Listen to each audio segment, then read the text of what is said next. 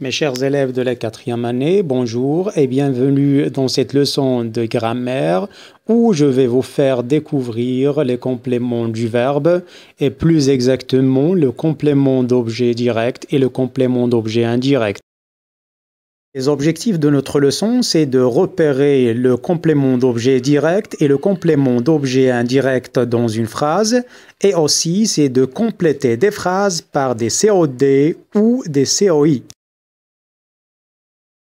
Et commençons notre leçon par un petit rappel comme d'habitude. Alors, tu peux voir cette image et essayer de t'exprimer. Alors, on peut dire l'enfant caresse le chat.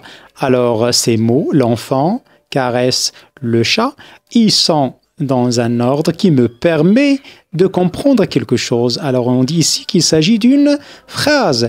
Et comme vous le saviez déjà, une phrase est une suite de mots qui a un sens. Alors, si ces mots ne sont pas dans le bon ordre, dans ce cas, la phrase ne veut rien dire. Et au niveau de l'écrit, une phrase commence par une majuscule et se termine par un point.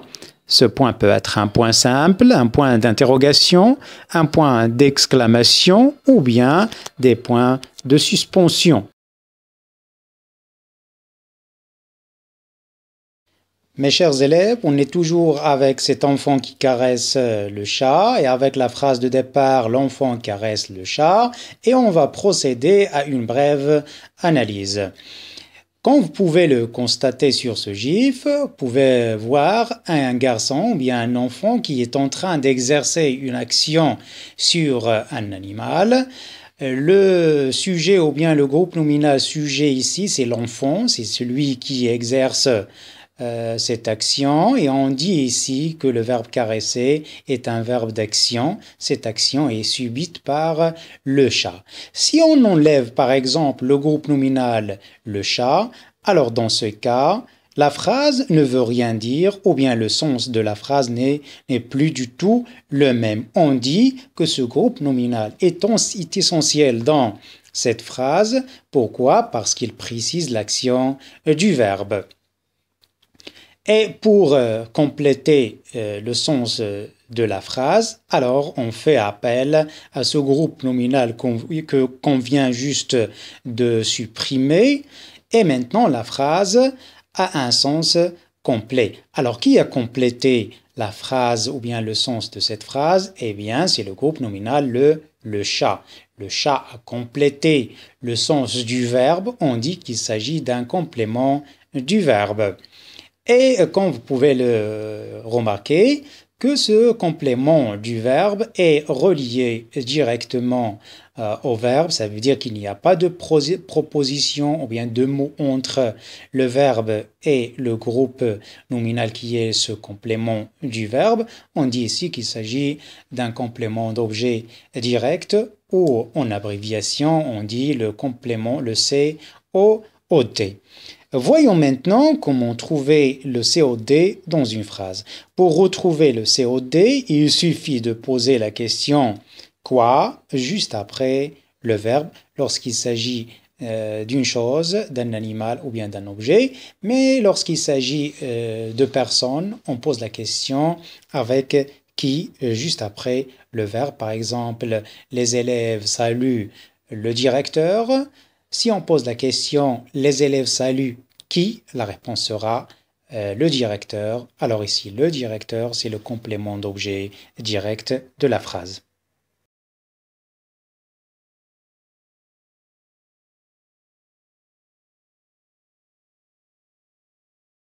Voyons maintenant ce jeune homme qui est en train de parler au téléphone et regardez la phrase « Amine téléphone ». Alors la première question qui se pose, Amine téléphone à qui? Eh bien, il téléphone à son ami. Alors, qui a complété le sens de cette phrase? C'est ce groupe nominal, son ami. Alors, on dit son ami ou bien à son ami, c'est un complément du verbe, du fait qu'il a complété le sens du verbe. Et comme vous pouvez le remarquer aussi, que ce groupe de mots ou bien ce complément du verbe est relié indirectement au verbe. Alors on dit ici qu'il s'agit d'un complément d'objet indirect ou en abréviation on dit un complément, un COI. Comment maintenant peut-on relever un COI dans une phrase? Eh bien c'est facile, il suffit de poser la question par quoi ou bien qui précédé d'une préposition. Et les prépositions souvent utilisées sont la préposition à et la préposition de.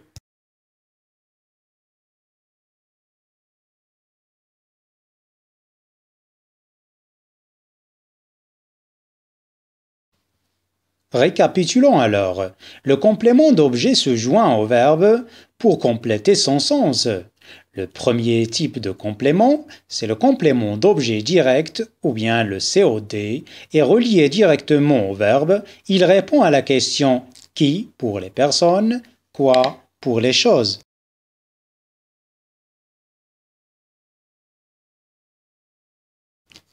Le deuxième type de complément d'objet, c'est le complément d'objet indirect, ou bien le COI. Il est relié au verbe par l'intermédiaire d'une préposition.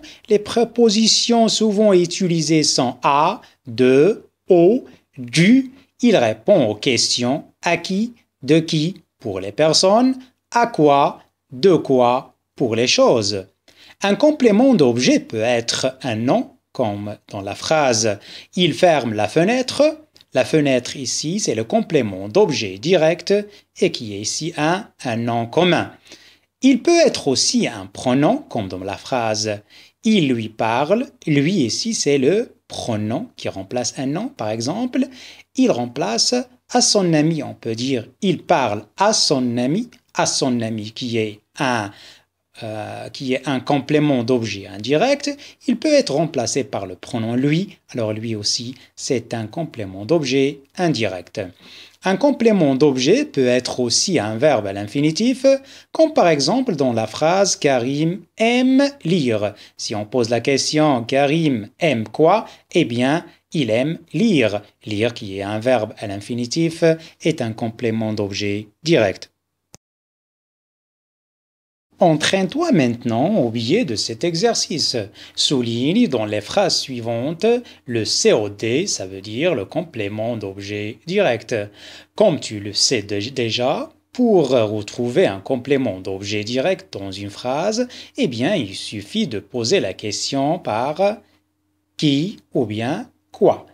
Prenons la première phrase. Je n'ai pas vu le match. Alors, je pose la question, je n'ai pas vu quoi? Eh bien, le complément d'objet direct, c'est le match. La deuxième phrase, les enfants portent des vêtements nouveaux. Je pose la question, les enfants portent quoi? Alors, ils portent des vêtements. Ici, des vêtements, c'est le complément d'objet direct. Dans la dernière phrase, mon père m'a acheté un livre. Mon père m'a acheté quoi? Alors, il m'a acheté un livre. Un livre, c'est le complément d'objet direct.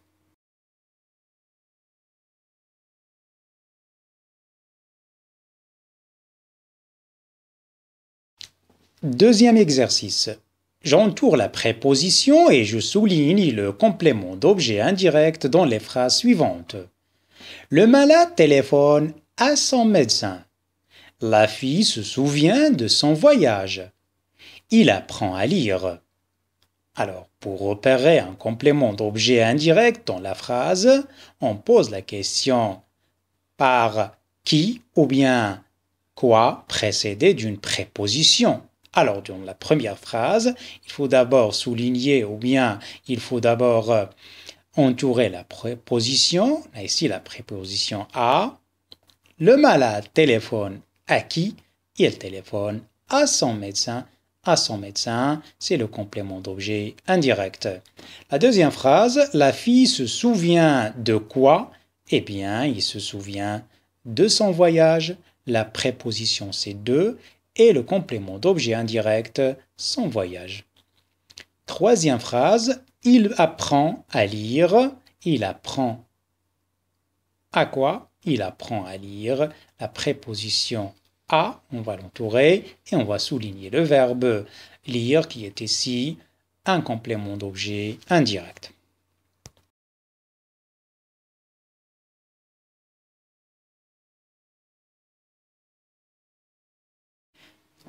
Attention, un verbe peut avoir plus d'un complément d'objet, comme par exemple dans la phrase « La petite fille offre un cadeau à son papa ». Si on pose la question « La petite fille offre quoi à son papa ?» alors la réponse sera un cadeau. Un cadeau ici est un complément d'objet direct. Et si on pose la question « La petite fille offre un cadeau à qui ?» alors la réponse à son papa. À son papa ici est un complément d'objet indirect.